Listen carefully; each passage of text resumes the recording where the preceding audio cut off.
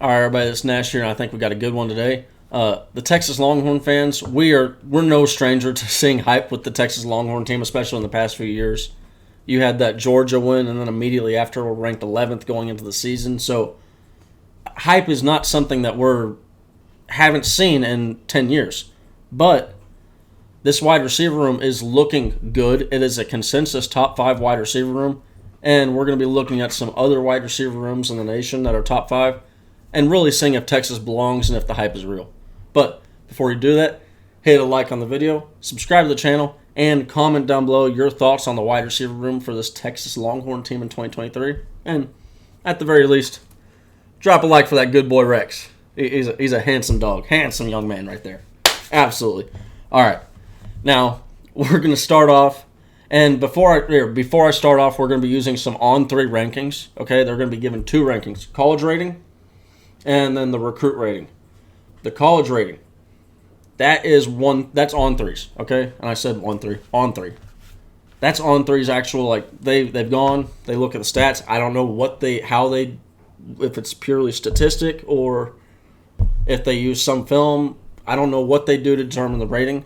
All I know is On3, they determine a rating. You're going to see that rating right now, right there. So the college rating, that's the rating that I'm talking about. The recruit rating, that's like a compilation. I'm trying to think of the right word. Composite. That's the one. It's a composite of all the recruit ratings from all the different sites. So you got 24/7, ESPN, Rivals, and they include their own On3. And then you get that number over there. So let's hop right into it. We're already doing Ohio State, as you can see.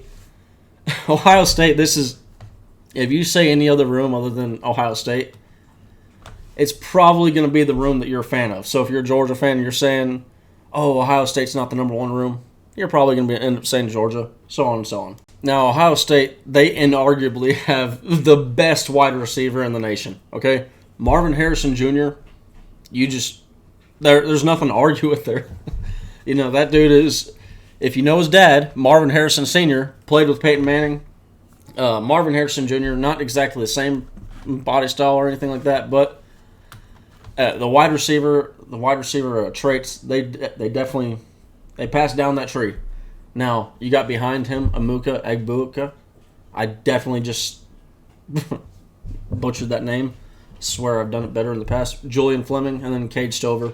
Cade Stover, the reason why you don't see a recruit rating for him there is he was recruited as a linebacker, switched to tight end. And then, of course, the recruiting continues. Brandon Ennis, Carnell Tate, both 2 extremely good, high-profile recruits that they're just going to have to wait their turn like every other Ohio State wide receiver has done in the past recent years. I mean, you look at Garrett Wilson, Chris Olave, JSN. I mean, that's literally in the last 2 years of the NFL draft. The Ohio State team, whether you're looking at past success of putting players in the draft or just current players on roster, there's no way. There's no way that you consider anybody else for the number 1 spot other than Ohio State. So, Ohio State in at number 1. Now, and to be clear, we're using a PFF article here for the ratings. And we're going in order from 1 to 5. I'm skipping number 2, and you'll see why I'm skipping number 2. Okay, Washington, we'll move over to them. Texas fans, you should recognize a few of these names. Rome Odunze, Jalen McMillan. If you remember my preview that I did, these are some dangerous wide receivers right there. Should be doing it like that. Dangerous wide receivers right there. As you can see, the college rating, it reflects on that appropriately. The recruit rating, this is the one thing about Washington. They have not recruited the same level as other teams.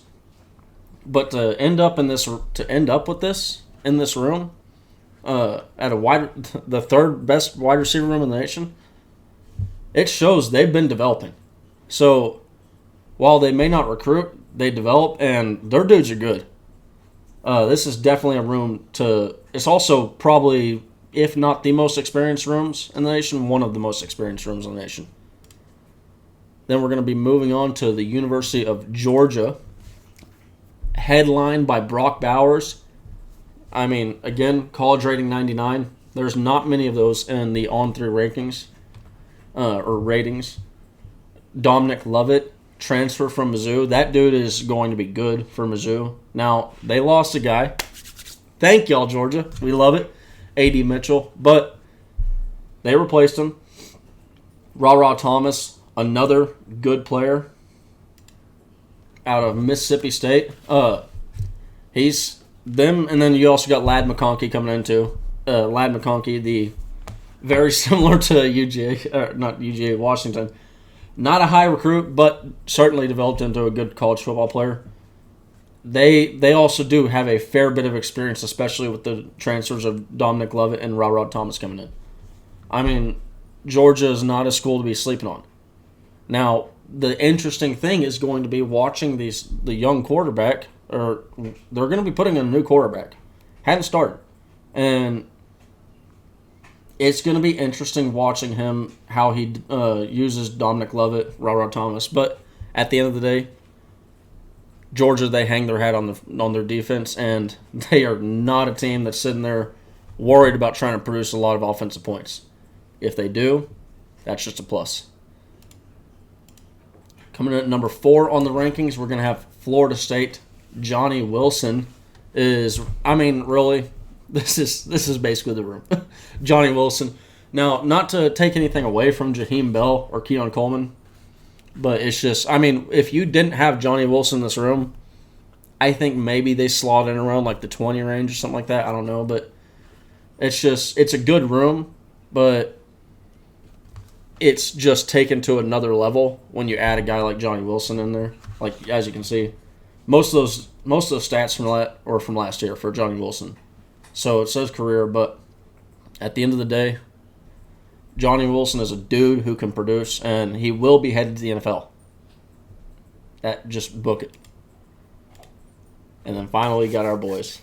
Okay, Texas Longhorns. Xavier Worthy, A.D. Mitchell, J.T. Sanders, Isaiah Nayor, Jonte Cook, and Jordan Whittington.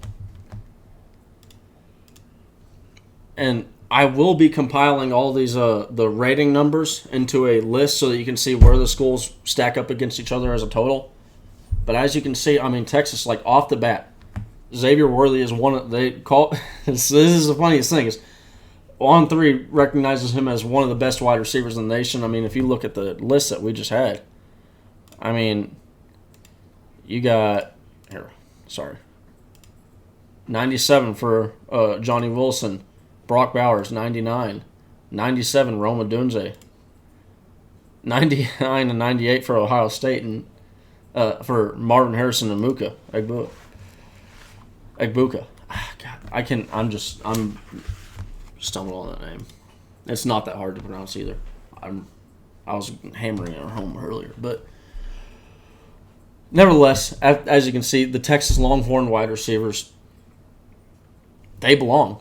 I mean, they're actually legit good wide receivers. Xavier Worthy, he's up there. A.D. Mitchell, he's a little bit unproven, and what I mean by that is he still needs to be able to play full, like very similar to Jordan Whittington. He needs to be able to play a full season. But I mean, guys like A.D. Mitchell, that's a guy who it's just been touchdown after touchdown every single time he's played in a playoff game, and I don't think there's a single guy in college football that can say that or has a stat line like that. At 6'4", 200 pounds, the dude can cut. He can move. He's got some speed. The spring game, that's what I'm talking about. That's what I'm referring to when I'm talking about the cuts, all that. Yes, he was wearing a non-contact jersey, but at the end of the day, all I'm looking for in the spring game, the only thing I care about wide receivers running routes, I care about wide receivers catching footballs, and I care about the quarterback throwing the football accurately. Outside of that, the spring game means nothing to me. And A.D. Mitchell provided a lot of confidence in the spring game for me. And then also, to add on to that, defensive backs covering wide receivers, that's a big thing for me in the spring game as well. But A.D. Mitchell, he is going to be a huge piece to this Texas offense, and something that so Worthy, I kind of glossed over him just a little bit. He's had some drop issues, and I mean there's been a fair share of criticism. And when I mean fair share, it's fair to size, and it's also fair, and there's some fair points being made. Okay? He is easily our fastest player on the team, and it's just, you're going to have that dude stretching the field constantly. So I understand having him in that role, but I do think some of the points about him adjusting to the football have been fair. And I think, honestly, when you're using him in that sense, you're really wasting him. He is far better used in the intermediate routes where he's making a lot of cuts. He's getting a lot of separation. I mean, I don't know. There probably might be, but there's not a lot of wide receivers in college football, if any, that are better at producing separation than Xavier Worthy. The dude is legit, and it's just funny how On3 kind of seems to value him. Texas fans seem to value him the least out of all the college, whether it's college, NFL, whatever. That's just the sense that I get, is that Texas fans, they for whatever reason, we do not fully appreciate what we have out of Xavier Worthy. I'll say this real quick. I understand he basically, for a lack of better words, extorted us for money. So I get why some fans would be frustrated with Worthy, but at the end of the day, he's a damn fine college football player, and he should be very good for Texas in the year 2023. Headed off to the NFL as well, and then the first round of the NFL draft. Anything below that is it's just a disappointment, flat out. Ja'Tavion Sanders. This dude, it felt like we barely used him last year. And that was like the stats that you're seeing he didn't have any receptions. I don't believe he had a single target. Nothing his freshman year. Sanders is legit. And it felt like we barely used him last year. That was one of the best Texas tight end seasons we've ever had from a Texas Longhorn tight end. It's right up there, if not better in some cases than or in some aspects, like touchdowns, whatever, than the great David Thomas, who played in the 2005 National Championship and eventually went on to win Super Bowl for the New Orleans Saints.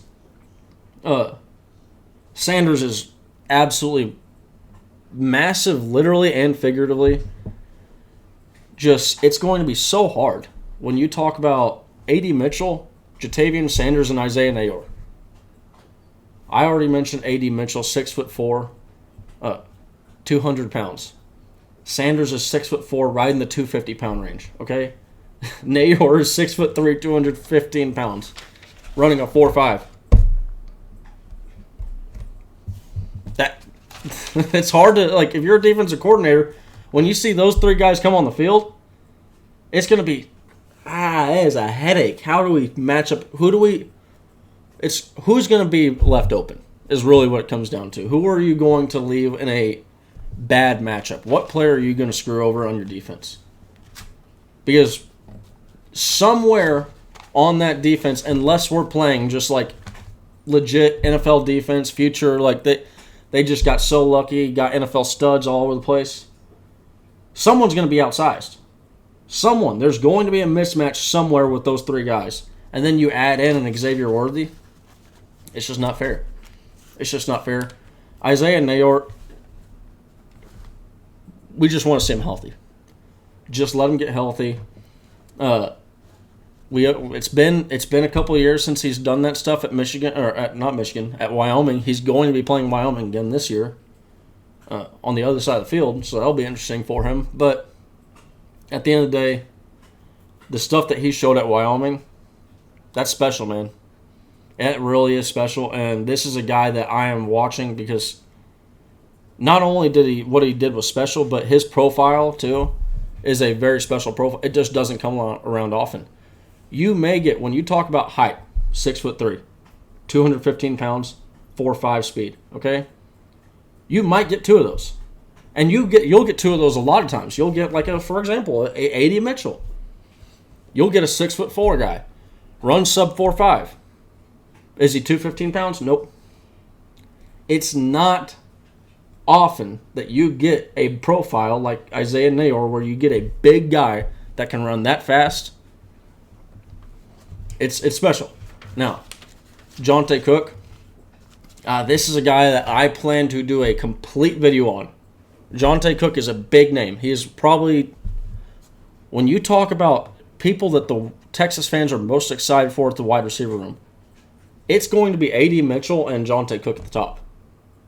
Like, those two guys are going to be that's going to be your headliners for, hey, we're most excited to see these two dudes play. Well, I think you might need to wait a little bit. You might need to wait a little bit, but like I said, we'll talk about that in a different video. At the end of the day, I think Johntay Cook, what he will do at the very minimum is he's going to push these guys that are above him to play better. Because if they're not playing better, Johntay Cook will. And then Jordan Whittington, this dude is just, I mean, he is the ultimate teammate. This guy, he is the ultimate Longhorn. They need to start, counting pancake blocks for wide receivers because of this dude alone right here. Just got to play his full first healthy season, so that was awesome to get to see. Hopefully he gets the second one. And then he's very talented. A lot of people, they forget that he was a 5-star talent. I mean, could have played defense, could play offense, similar to Jatavian Sanders, who could have played defense, could have played offense, chose to play offense. I mean, Whittington's going to be huge for us.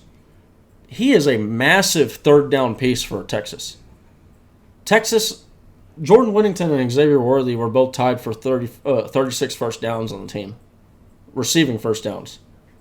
And it was, when you look at the targets that we had last year, Jordan Whittington had probably, not 50%, but maybe like 60% of the targets that Worthy had last year, and he had the same amount of first downs. So on a per target basis, he was far away the leader on the team in first downs per target. We use him a lot on, like, when we need something. Hey, this needs to be done. He is a trustworthy guy. And that's also why you see him blocking. That's why you see, so when the play needs to get done, the play is usually going to be going into Jordan Whittington's hands, or it's going into hands that are being followed, or not followed, that the guy that is holding the football is now following Jordan Whittington because he's creating a path. A great example of that would be the Oklahoma game. If you remember, we had a screen pass. He goes and absolutely just mauls the defensive back for Oklahoma. So Jordan Whittington going to be a massive piece for the University of Texas in 2023. May not statistically show that way, but he will be. You can bet on that. Now we'll go through and look at the On3 rankings. And you can see right there, Texas belongs. Texas belongs in the top 3. So when PFF has Texas as the second best team in the nation, as far as your wide receiver room is considered, it's hard to it's hard to accept that, really. I mean, it feels weird now that the hype actually feels real, and it's because I found it's very easy to hope as a Texas fan. It's very easy to have hope. It's not so easy to actually think that it's going to happen and then wonder, should I just be hoping like previous years? But the recruiting is there, and then so is the college rating going off their college production. So at the end of the day, Texas Longhorns, we belong. Hope you all have a great day. Hook!